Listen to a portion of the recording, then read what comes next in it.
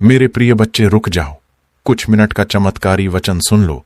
आपके जीवन को बदलने वाला आज का यह वचन है। पवित्र आत्मा का चुनाव कोई साधारण बात नहीं है। यह सम्मान की बात है, लेकिन उससे भी अधिक यह जिम्मेदारी की बात है। हर कोई यह सोचता है कि पवित्र आत्मा सबको समान रूप से चुनते हैं, लेकिन सच्चाई यह है कि पवित्र आत्मा सब पर उतरते नहीं, बल्कि कुछ खास लोगों को चुनते हैं। और यह चयन बाहरी योग्यता पर नहीं, बल्कि भीतर की अवस्था पर होता है। बहुत लोग प्रभु को ढूंढते हैं, लेकिन बहुत कम लोग स्वयं को तैयार करते हैं। पवित्र आत्मा भीड़ में शोर नहीं करते। वह उस हृदय को खोजते हैं जहां ठहराव हो, जहां सुनने की इच्छा हो, जहां अहंकार का शोर कम हो चुका हो, क्योंकि पवित्र आत्मा वहां उतरते हैं जहां उन्हें स्थान दिया जाता है। यह जान लेना बहुत आवश्यक है कि पवित्र आत्मा का चुनाव किसी पद, किसी नाम या किसी धार्मिक पहचान से नहीं होता। यह चुनाव उस आत्मा से होता है जो टूट चुकी है लेकिन कड़वी नहीं हुई, जिसने बहुत सहा है लेकिन कठोर नहीं बनी, जिसने गिरकर भी प्रभु की ओर देखना नहीं छोड़ा। पहली बात जो पवित्र आत्मा देखते हैं वह है विनम्र हृदय। ऐसा हृदय जो यह स्वीकार कर चुका हो कि वह सब कुछ स्वयं नहीं कर सकता, जहां मनुष्य अपने ज्ञान पर नहीं बल्कि प्रभु की अगुवाई पर निर्भर होना सीख चुका हो। पवित्र आत्मा घमंड में नहीं ठहरते। वह उस स्थान पर उतरते हैं जहां झुकाव है। बहुत लोग ऊंची आवाज में प्रार्थना करते हैं, लेकिन भीतर सुनने को तैयार नहीं होते। पवित्र आत्मा शोर पसंद नहीं करते। वह मौन में बोलते हैं, और जो मौन को सह सकता है वही उनकी आवाज पहचान पाता है। दूसरी बात जो पवित्र आत्मा देखते हैं वह है शुद्ध इच्छा। यह नहीं कि मनुष्य परिपूर्ण हो चुका है, बल्कि यह कि वह सही होना चाहता है।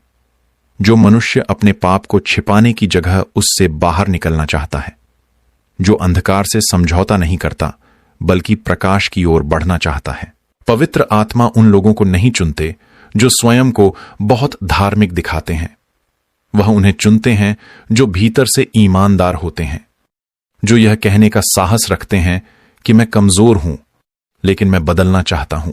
तीसरी बात जो दिखाई देने लगती है वह है सहनशील आत्मा, जिसने जीवन की मार खाई है, जिसने प्रतीक्षा की है, जिसने उत्तर देर से आने पर भी प्रभु को छोड़ा नहीं। पवित्र आत्मा जल्दबाज आत्माओं में नहीं ठहरते। वह उन आत्माओं में वास करते हैं जिन्होंने धैर्य सीखा है। यह कोई संयोग नहीं है कि जिन पर पवित्र आत्मा उतरते हैं उनका जीवन पहले बहुत कठिन रहा होता है, क्योंकि कठिनाइयों ने उन्हें तैयार किया होता है, उन्हें खाली किया होता है, ताकि जब पवित्र आत्मा आए तो वे भर सकें। यह चयन हर किसी के लिए नहीं है, क्योंकि हर कोई तैयार नहीं होता। हर कोई अपने भीतर स्थान नहीं बनाता। बहुत लोग पवित्र आत्मा की सामर्थ्य चाहते हैं, लेकिन पवित्र आत्मा की शुद्धता नहीं चाहते। और जहां शुद्धता को अस्वीकार किया जाता है वहां सामर्थ्य ठहरती नहीं। इस पहले भाग का उद्देश्य केवल यह बताना है कि चयन बाहर से नहीं होता, वह भीतर से होता है। और यह चयन अचानक नहीं होता, यह एक प्रक्रिया का परिणाम होता है। अगले भाग में यह प्रकट होगा कि दूसरी, तीसरी और चौथी बातें कौन सी हैं जिन्हें देखकर पवित्र आत्मा किसी आत्मा को चुनते हैं, और कैसे यह चयन धीरे धीरे जीवन में स्पष्ट होने लगता है। अब यह और स्पष्ट होने लगता है कि पवित्र आत्मा जिन लोगों को चुनते हैं उनके जीवन में कुछ गहरी निशानियां पहले से बननी शुरू हो जाती हैं। यह निशानियां दिखावे की नहीं होती, ये भीतर घटती हैं, और भीतर घटने वाली बातें ही आत्मिक चुनाव का आधार बनती हैं। चौथी बात जिसे पवित्र आत्मा देखते हैं वह है सच्चाई के प्रति भूख। ऐसा मन जो केवल आरामदायक बातें नहीं सुनना चाहता, जो वह भी सुनने को तैयार है, जो बदलने के लिए चुनौती दे, जो सत्य से डरता नहीं बल्कि उसे खोजता है। पवित्र आत्मा वहीं ठहरते हैं जहां सत्य को स्वीकार करने का साहस हो। बहुत लोग आशीष चाहते हैं लेकिन सत्य से बचते हैं। वे प्रकाश चाहते हैं लेकिन अंधकार छोड़ना नहीं चाहते। पवित्र आत्मा ऐसे हृदय में नहीं रुकते। वह उस आत्मा को चुनते हैं जो कह सके कि चाहे सत्य कठिन हो, लेकिन मैं उसी में चलना चाहता हूं। पांचवीं बात जो पवित्र आत्मा पहचानते हैं वह है आज्ञाकारिता की तैयारी। यह नहीं कि मनुष्य कभी गलती नहीं करेगा, बल्कि यह कि जब भीतर से दिशा मिले तो वह उसे टालने की आदत में न हो। पवित्र आत्मा आदेश देने नहीं आते, वह मार्ग दिखाते हैं, और जो मार्ग पर चलने को तैयार होता है वही उनके साथ आगे बढ़ पाता है। अक्सर लोग यह कहते हैं कि प्रभु मुझसे क्यों नहीं बोलते, लेकिन सच्चाई यह होती है कि बहुत बार प्रभु बोलते हैं और मनुष्य सुनकर भी अनसुना कर देता है। पवित्र आत्मा बार बार वही बात दोहराते नहीं, वह देखते हैं कि जो संकेत मिला है उस पर चलने की इच्छा है या नहीं। छठी बात जो बहुत गहरी है वह है शुद्ध मनसा। पवित्र आत्मा सामर्थ देते हैं, लेकिन वह सामर्थ दिखाने के लिए नहीं होती, वह सेवा के लिए होती है, वह दूसरों को ऊंचा उठाने के लिए होती है। इसलिए पवित्र आत्मा उस मनुष्य को चुनते हैं जिसकी मनसा स्वयं को ऊंचा दिखाने की नहीं बल्कि दूसरों को संभालने की हो। जो आत्मा यह कह सके कि मुझे उपयोग कर ताकि कोई और टूटे नहीं, मुझे भर ताकि कोई और खाली न रहे। ऐसे हृदय में पवित्र आत्मा ठहरना पसंद करते हैं, क्योंकि वहां सामर्थ्य सुरक्षित रहती है। सातवीं बात जो इस चयन को पूरा करती है वह है आत्मिक प्यास। यह प्यास किसी चमत्कार के लिए नहीं होती, यह प्यास प्रभु की उपस्थिति के लिए होती है। ऐसा मन जो यह कह सके कि मुझे कुछ नहीं चाहिए, बस तू चाहिए। पवित्र आत्मा ऐसी प्यास को अनदेखा नहीं करते। यह प्यास दिखावे में नहीं होती, यह रात के मौन में उठती है, यह अकेलेपन में प्रार्थना बनती है, यह आंसुओं में आकार लेती है, और यही प्यास पवित्र आत्मा को खींच लाती है। अब यह समझ साफ हो जाती है कि पवित्र आत्मा का चुनाव कोई आकस्मिक घटना नहीं है, यह एक यात्रा का परिणाम है, एक प्रक्रिया का फल है जिसमें मनुष्य धीरे धीरे खाली होता है ताकि प्रभु उसे भर सकें। यह चयन हर किसी के लिए नहीं है, क्योंकि हर कोई खाली होना नहीं चाहता। बहुत लोग भरे रहना चाहते हैं, अपने ज्ञान से, अपने अहंकार से, अपने डर से, लेकिन पवित्र आत्मा वहीं आते हैं जहां स्थान होता है।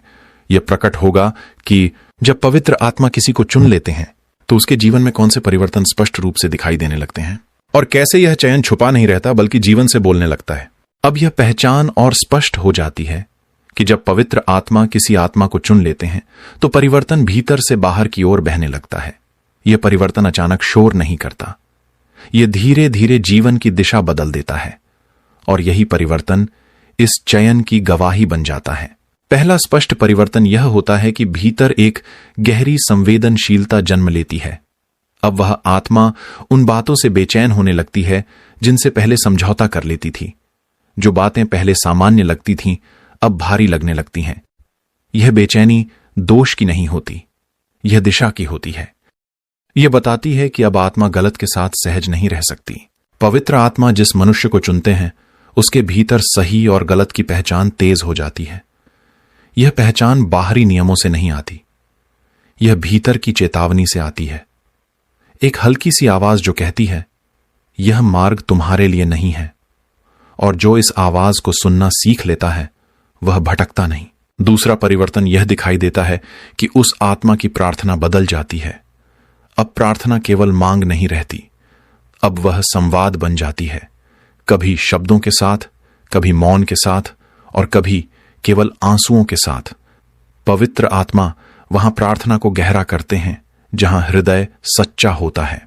अब यह भी दिखने लगता है कि वह आत्मा भीड़ में भी अकेली रह सकती है, और अकेलेपन में भी अकेली नहीं रहती, क्योंकि भीतर एक उपस्थिति का अनुभव होने लगता है। यह उपस्थिति डर नहीं देती, यह संभाल लेती है, और यही संभाल पवित्र आत्मा की पहचान होती है। तीसरा परिवर्तन यह होता है कि प्रतिक्रिया धीमी हो जाती है। पहले जो बात तुरंत गुस्सा बन जाती थी अब वह ठहराव बन जाती है। यह ठहराव कमजोरी नहीं है, यह नियंत्रण है, क्योंकि पवित्र आत्मा शोर में नहीं बल्कि संयम में काम करते हैं।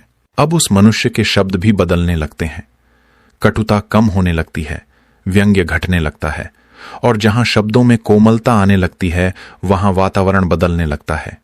यह परिवर्तन कोई प्रयास नहीं होता, यह फल होता है। पवित्र आत्मा जिन पर उतरते हैं उनके जीवन में सेवा की इच्छा स्वाभाविक रूप से जन्म लेती है। यह सेवा दिखावे की नहीं होती, यह किसी मंच की मांग नहीं करती, यह चुपचाप होती है, और चुपचाप की गई सेवा ही सबसे गहरी होती है। अब यह भी अनुभव होने लगता है कि सफलता और असफलता दोनों आत्मा को उतना नहीं हिलाते, क्योंकि पहचान अब परिणामों पर नहीं टिकी होती, पहचान उस बुलाहट पर टिक जाती है जो भीतर से आती है, और यही स्थिर पहचान आत्मा को संतुलित रखती है। पवित्र आत्मा जिस आत्मा को चुनते हैं वह दूसरों को बदलने की जल्दी नहीं करता, वह स्वयं को बदलने की जिम्मेदारी उठाता है, और यही जिम्मेदारी उसे योग्य बनाती है, क्योंकि परिवर्तन बाहर से नहीं भीतर से शुरू होता है। अब यह स्पष्ट हो जाता है कि यह चयन छुपा नहीं रहता, वह जीवन से बोलने लगता है, चाल से, शब्दों से, निर्णयों से, और सबसे अधिक उस शांति से जो कठिन समय में भी बनी रहती है। जब पवित्र आत्मा किसी आत्मा को चुन लेते हैं तो उस आत्मा को किन परीक्षाओं से गुजरना पड़ता है, और क्यों यह मार्ग आसान नहीं बल्कि अर्थपूर्ण होता है। अब यह समझ गहरी हो जाती है कि पवित्र आत्मा का चयन केवल सांत्वना नहीं लाता, वह परीक्षा भी लाता है, क्योंकि जिस आत्मा को चुना जाता है उसे मजबूत भी किया जाता है, और मजबूती बिना आग से गुजरे नहीं आती। जब पवित्र आत्मा किसी को चुनते हैं तब उसके जीवन में कुछ बातें असहज होने लगती हैं। पुराने रास्ते आकर्षक नहीं लगते, पुरानी संगति बोझ लगने लगती है। पहले जिन बातों से आनंद मिलता था अब वे खाली लगने लगती हैं। यह परिवर्तन पीड़ा देता है, क्योंकि मनुष्य बीच में खड़ा हो जाता है, न पूरी तरह पुराना न पूरी तरह नया, पूरी तरह। यह वही समय होता है जब सबसे अधिक गलतफहमी जन्म लेती है। लोग समझ नहीं पाते कि यह व्यक्ति बदल क्यों गया। कुछ लोग इसे घमंड समझते हैं, कुछ लोग दूरी समझते हैं, लेकिन वास्तविकता यह होती है कि आत्मा भीतर से दिशा बदल रही होती है। पवित्र आत्मा जिस आत्मा को चुनते हैं उसे अकेलेपन की परीक्षा से गुजरना पड़ता है, भीड़ में होते हुए भी अकेला महसूस करना, क्योंकि अब हर बात हर जगह फिट नहीं बैठती। लेकिन यही अकेलापन उस आत्मा को भीतर से मजबूत बनाता है।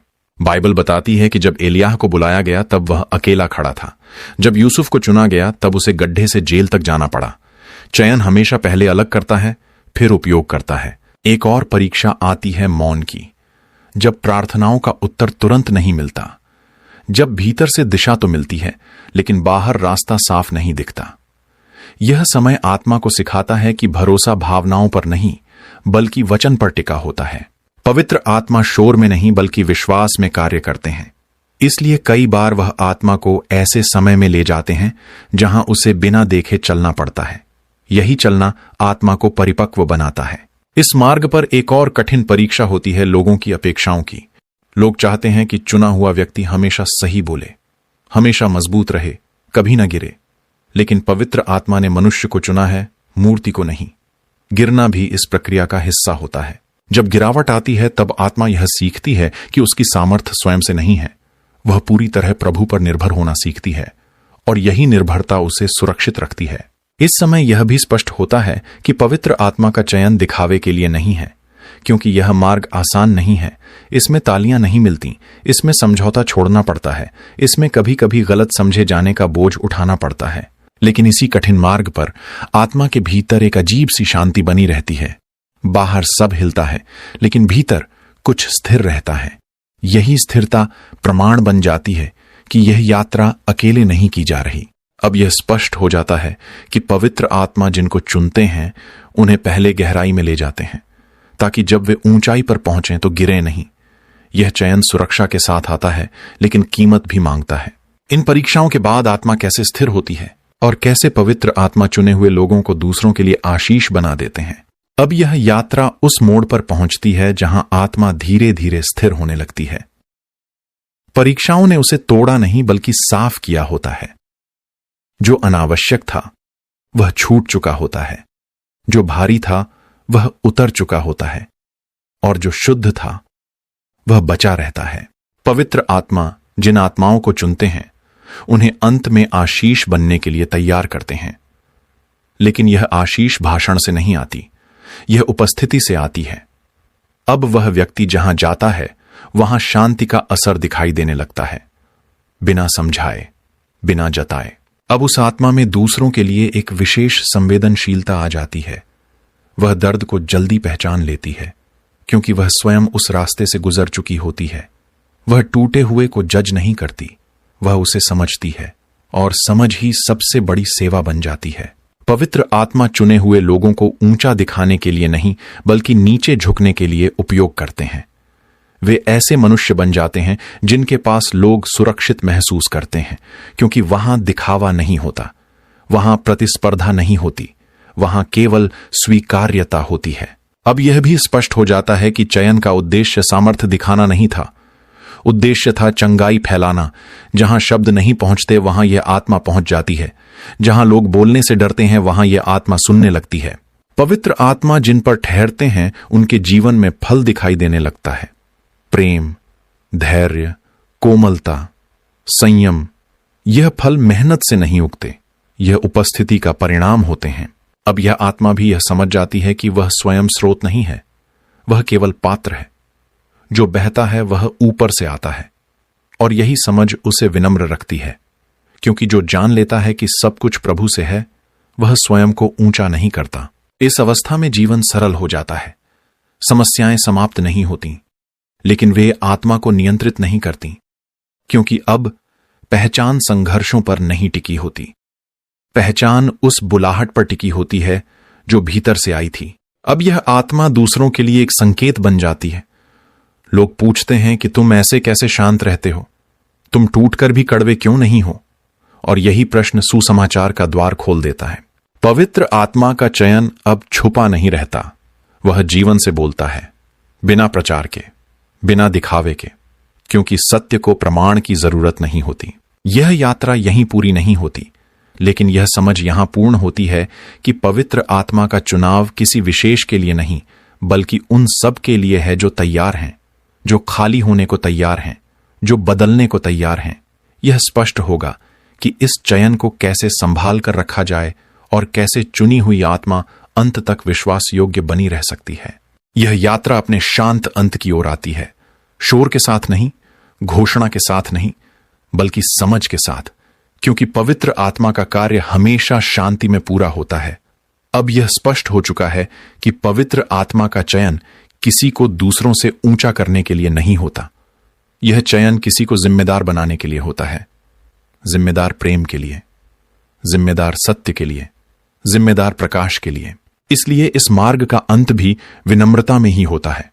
चुनी हुई आत्मा अंत में यह सीख लेती है कि उसे हर समय कुछ कहना जरूरी नहीं है। कभी कभी उसकी उपस्थिति ही पर्याप्त होती है।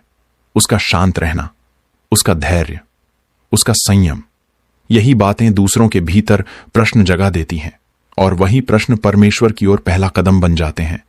अब वह आत्मा यह भी जान लेती है कि हर किसी को समझाना उसका काम नहीं है। उसका काम केवल विश्वास योग्य रहना है। जो सुनने के लिए तैयार हैं वे स्वयं आकर्षित होंगे, क्योंकि पवित्र आत्मा खींचते हैं, मनुष्य नहीं।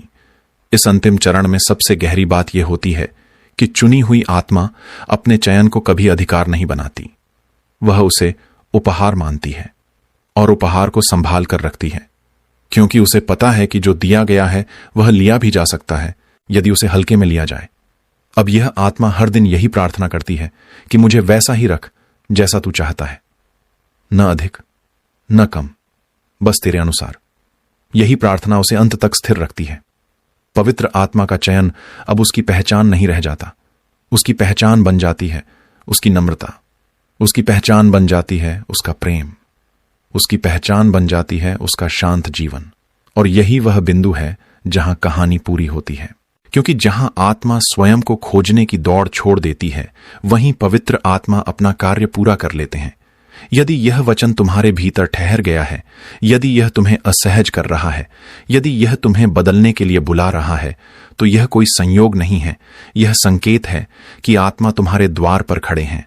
अब निर्णय तुम्हारा है, दरवाजा खोलने का या केवल सुनकर आगे बढ़ जाने का, क्योंकि यह बुलाहट हर किसी के लिए नहीं होती, लेकिन जिसे मिलती है उसका जीवन फिर साधारण नहीं रहता।